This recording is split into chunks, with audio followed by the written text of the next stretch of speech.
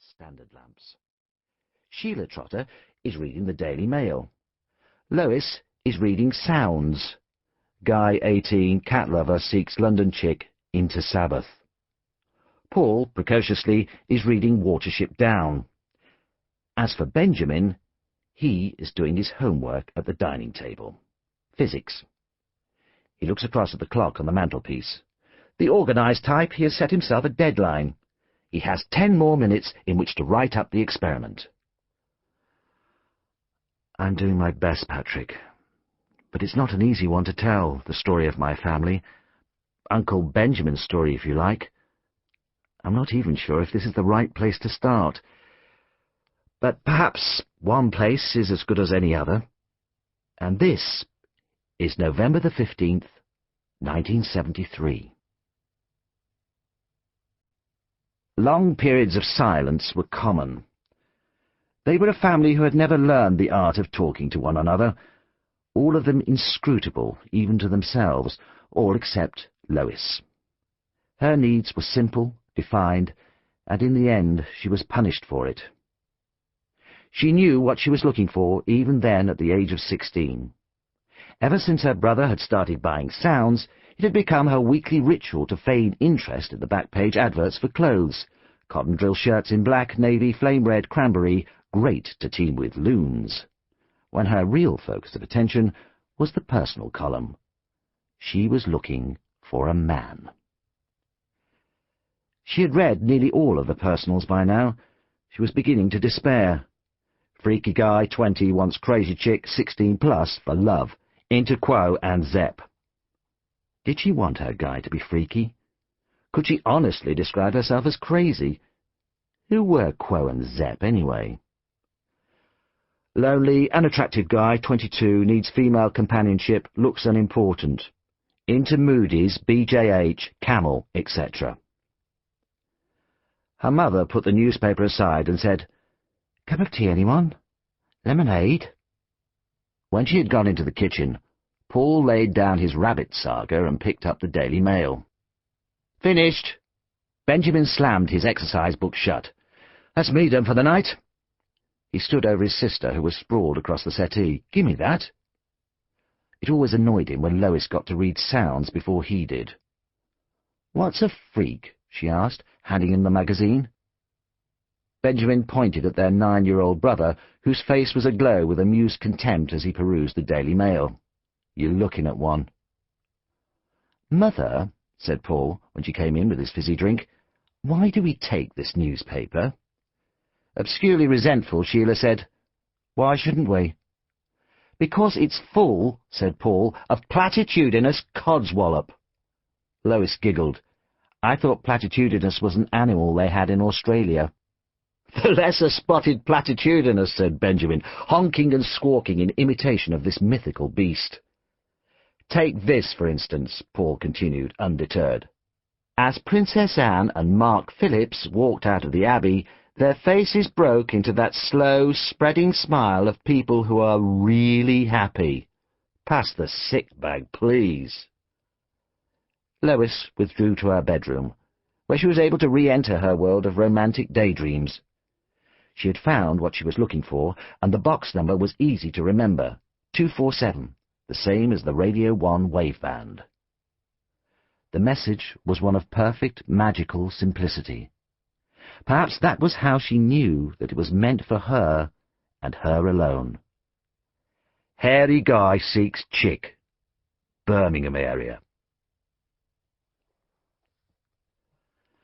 Meanwhile, Lois's father, Colin, was sitting in the Bull's Head in King's Norton. His boss, Jack Forrest, had gone to the bar, leaving Colin to make halting conversation with Bill Anderton, a shop steward in the Longbridge Underseal section. It was a great relief when Jack came back. After drinking in unison, they let out a collective sigh. "They brew a good pint, don't they?" said Jack. "Eh?" said Bill. "I said they serve a good pint in this place." "Not bad," said Bill. "I've had worse." The tables in which their faces were reflected were dark brown, the colour of Bourneville chocolate. The walls were a lighter brown, the colour of dairy milk. The carpet was brown, with little hexagons of slightly different brown.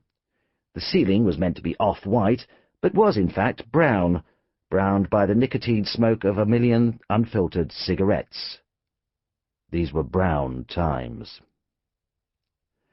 "Well then, you two, have you worked it out yet?" Jack Forrest asked. "Worked what out?" said Bill. "I didn't just pick you out at random," said Jack. "I could have got any personnel officer and any shop steward, but I chose you two for a reason." Bill and Colin looked at each other. "You have something in common, you see." Jack regarded them in turn, pleased with himself. "You've got kids at the same school." Colin was the first to manage a smile. "Anderton, of course. My Ben's got a friend called Anderton. They're in the same form." He looked at Bill now with something almost approaching warmth. "Is that your boy?" "That's him, yes. Dougie. And your son must be Bent." Colin seemed puzzled. "No, Ben," he corrected. "Ben Trotter, short for Benjamin." "I know his name's Benjamin," said Bill. "That's what they call him, Bent Rotter. Ben Trotter, get it?" After a few seconds, Colin got it. "Boys could be very cruel," he said. Jack's face had relaxed into a look of satisfaction. "You know, this tells you something about the country we live in today," he said. "Britain in the 1970s, a country where a union man and a manager can send their sons to the same school, both bright lads, side by side in the cradle of learning. What does that tell you about the class war? It's over." He clasped his pint of brew and raised it solemnly. Equality of opportunity. Colin murmured a shy echo of these words. Bill said nothing. As far as he was concerned, the class war was alive and well and being waged with some ferocity at British Leyland, but he couldn't rouse himself to argue the point. His mind was on other things that evening. He put his hand inside his jacket pocket and fingered the cheque, and wondered once again if he was going mad. Perhaps it had been a mistake to invite Roy Slater along.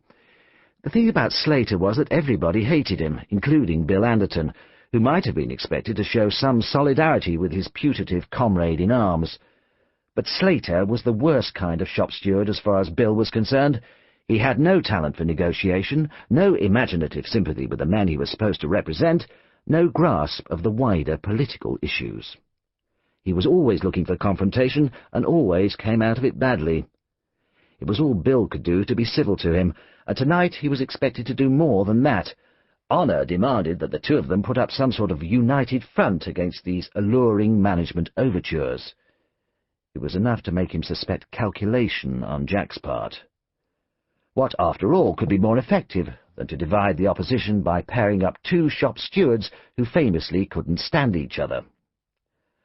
"Bit of all right, this, isn't it?" said Roy, nudging Bill fiercely in the ribs as they studied their menus in their red leather wallets. They had adjourned by now to a Burney Inn on the Stratford Road. "Don't wet yourself, Slater," said Bill, taking out his reading glasses. "There's no such thing as a free lunch in this business." "On this occasion," said Jack, "that's exactly where you're wrong. The tab for this is being picked up by the British Leyland Motor Corporation, so go for it, chaps. Let your imaginations run wild." Roy ordered fillet steak and chips, Colin ordered fillet steak and chips, Bill ordered fillet steak, chips and peas, and Jack, who went to the south of France for his holidays, ordered fillet steak with chips, peas, and mushrooms on the side. As they waited for the food to arrive, Colin stared out at the night beyond the car park, into the charcoal distance, the cars winking past on the Stratford Road. "You know this won't work, Jack," Bill was saying, his tone friendly but combative. "You can't wipe out social injustice by taking the enemy out for steak and chips every so often." "Oh, this is nothing, Bill. This is just the beginning. In a couple of years' time, employee participation is going to be government policy." "Which government?"